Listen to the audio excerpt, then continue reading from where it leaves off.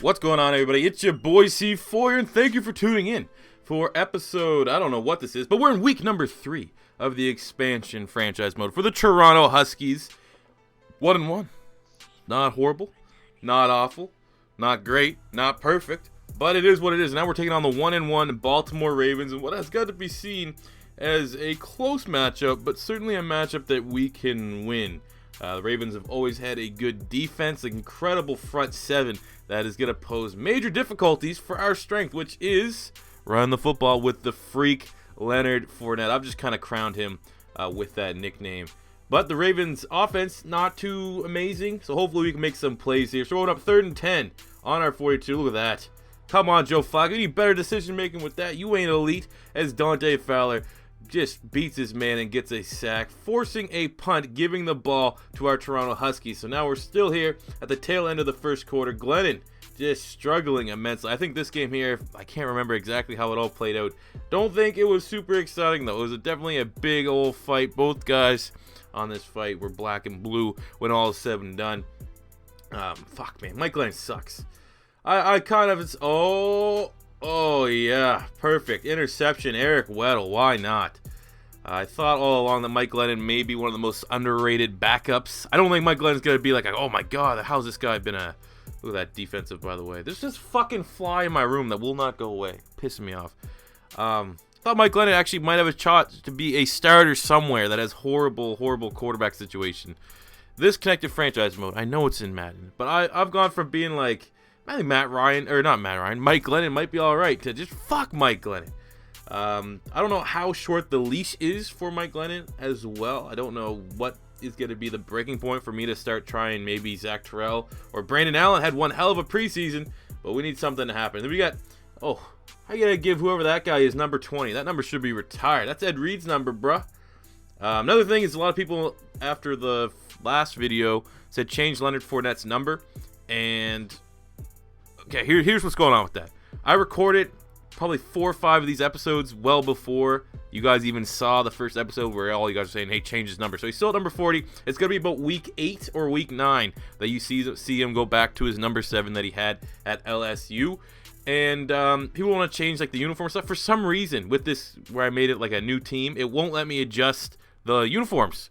I cannot change the sleeves. I cannot change anything, which is incredibly annoying. I can do it for all the players that were in the game beforehand, but I can't do it with any of the guys that I drafted. So that's kind of annoying. Don't know, maybe if maybe in year 2 or something, or year 3 it would be, I can actually do that. But yes, but the number has changed, and you will see that probably in a couple episodes. That'd be a couple weeks of your guys' time. But back to the video at hand. 3rd and goal. The Ravens have been moving it on us. Our secondary has struggled a little bit. We have a couple good playmakers, but for the most part, there's the touchdown. I don't know who got that. Is that Mike Wallace? Brown. I don't know who the fuck that would be. Marlon Brown, maybe? I don't know if he's still even there.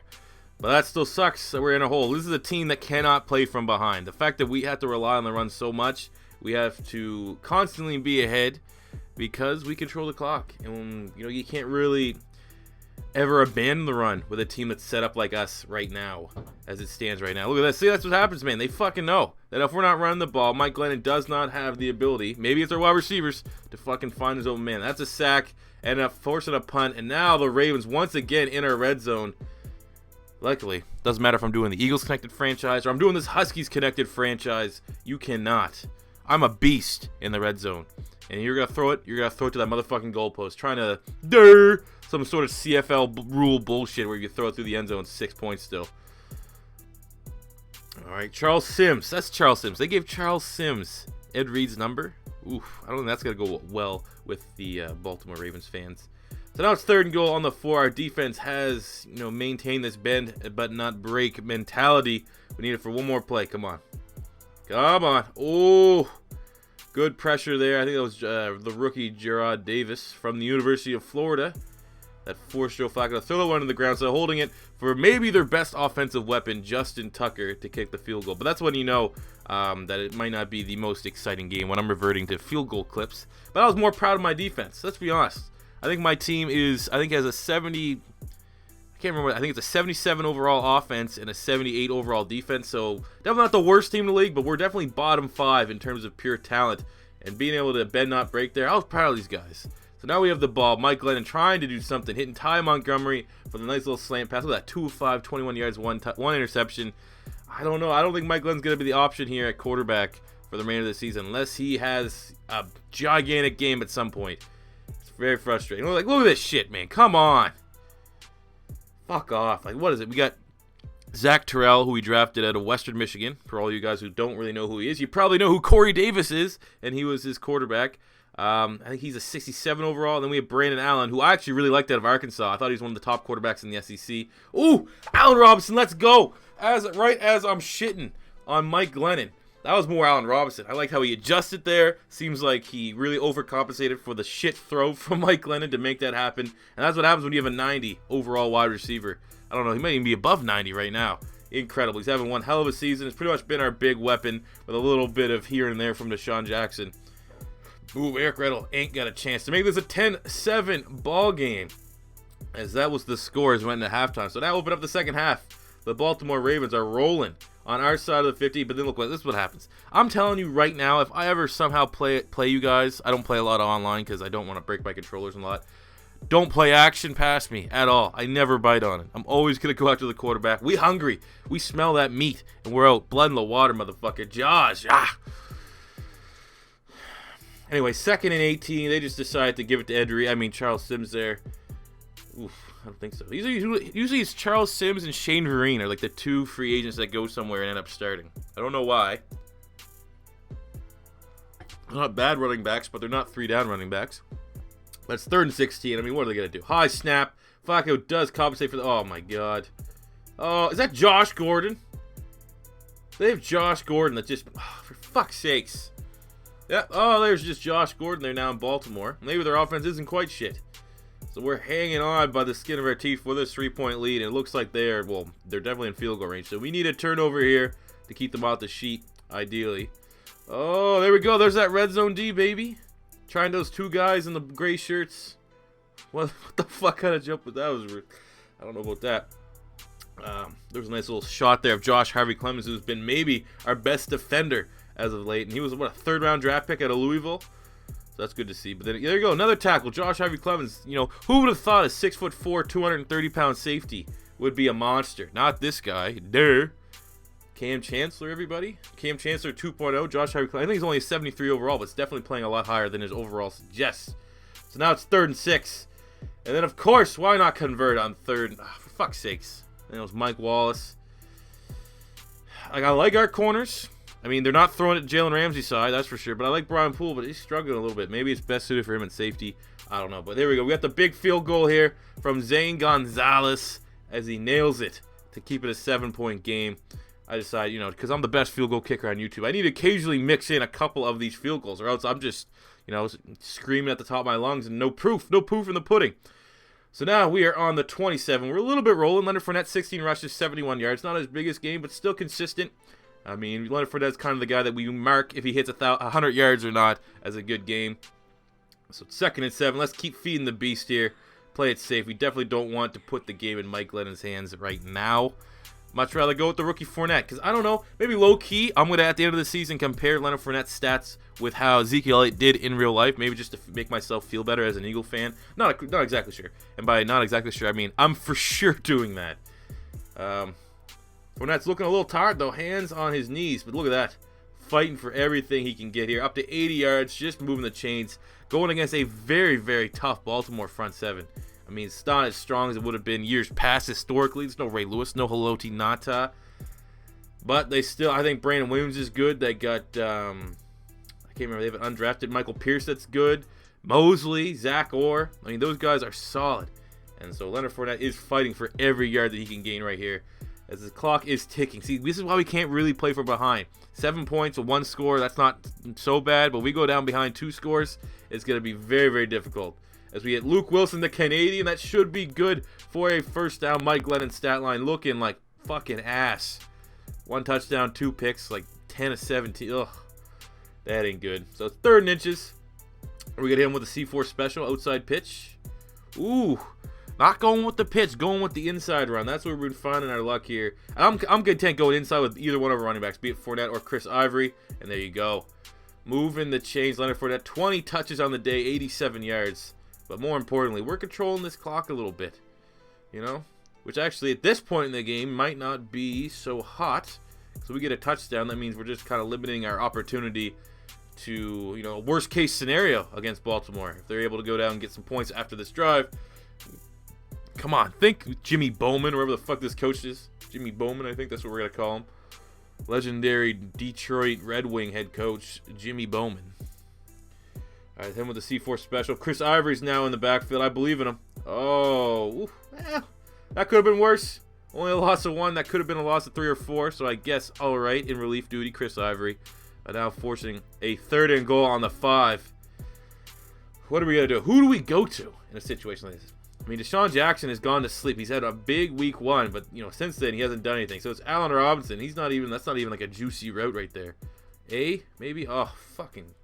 There's nothing. Now, do we take the points or do we go for it? This is saying go for it. Hit him with the flanker drive, one of the most overpowered plays in this year's Madden. To Deshaun Jackson, the man that we need to step up. We can't be, you know, it can't all go on Robinson and Leonard Fournette. Drop back. Oh, he got open. There we go. Deshaun Jackson with the game-tying touchdown. Just over 3 minutes to go here. We're going to need a quick 3-0 from our defense. Oh, to get the ball back and have a chance to score. But that was a great route. Good job, Deshaun. I mean, his contract's up. I have to decide, do I want to re-sign Deshaun Jackson or not? But luckily, no score happened for the Ravens. And now this is going to overtime. An overtime thriller for the Toronto Huskies going against the Baltimore Ravens. So they get the ball to open it up. Let's see what we can do. Our defense has played all right for the most part. Had a couple low points.